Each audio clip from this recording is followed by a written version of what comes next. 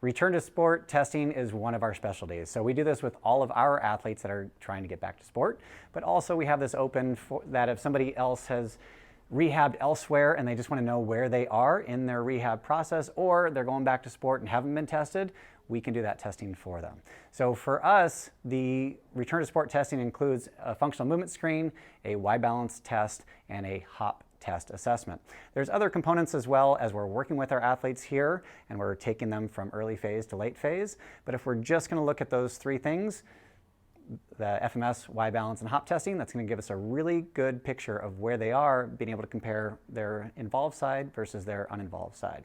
So I got Elijah here. This is just one of the movements in the FMS. The FMS is made up of 7 different tests. There's 2 mobility tests, there are 2 core stability tests, and there are 3 gross movement tests. And what we're looking for is some asymmetry side to side. Here he's doing a hurdle step. That's not what we're looking for there, but we are trying to see how well does he balance in this particular test on one leg, and you can see there's one side that's different than the other, so that's giving us something objective that we can come back to. So again, this is just as an example. So if we come around here, this is going to be our Y balance test. I got Justin, he's going to do a lower quarter Y balance test here, and what we're going to do is see how he is able to reach into all these different directions. So we're looking at how stable is he on one leg, how much balance does he have, how does he control himself through space, and we're really going to look from a very micro standpoint. We're looking in 0.5 centimeter differences. So this is a very sensitive test, very specific test. The FMS is a little bit more broad. We can really start to drill down here. Now that's for the lower body. For the upper body, we can do a similar test where we're going to compare one shoulder to the other. So if he were to get down into a plank position, we're going to see how he feels reaching into all 3 directions. And so we're really checking out the stability of that shoulder. So whether that's a rotator cuff repair, a slap repair, even just, hey, I've had some weakness on this side, how do you compare side to side? We can really test them and find out. The third part is going to be our hop testing. So I got Elijah here, he's going to do a hop test.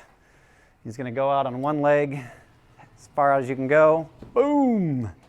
Nice. Why don't you go ahead and compare that to the other side for me, Elijah? Again, this is all very abbreviated. Boom. All right, so that's his single hop test. We would also do a triple hop test and a triple crossover hop test. But what we're looking for all of these, we're looking for no asymmetries on the FMS. We're looking for very close, so as much we call it limb symmetry index as possible on the Y balance, and same thing for the hop test. We really want to see you, get an A, and really we want to see you get like an A+.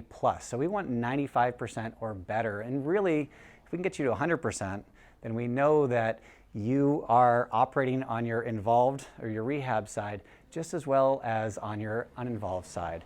And that is super important because we know that the #1 risk of injury is previous injury. So if we can try to mitigate that as much as possible, that's going to be huge. Now, the other cool part is we have a program that's called Move2Perform.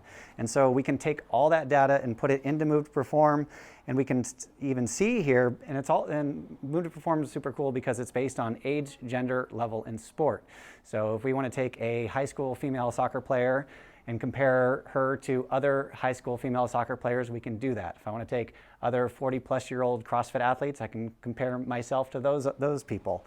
But we can go ahead and put that in here. We can put our FMS, we can put our lower quarter Y balance test, and we can put any of the hop testing and have all that data in one place, and then it can even put it out onto a bell-shaped curve for that demographic. Now this is data, this is powerful, and this is something that we do with all of our return to sport testing. This gets mailed to your emailed to your doctor, and it's a report that you can take, and it's also a snapshot in time of where you are and where we need to improve. So that is return to sport testing at DeWitt Physical Therapy.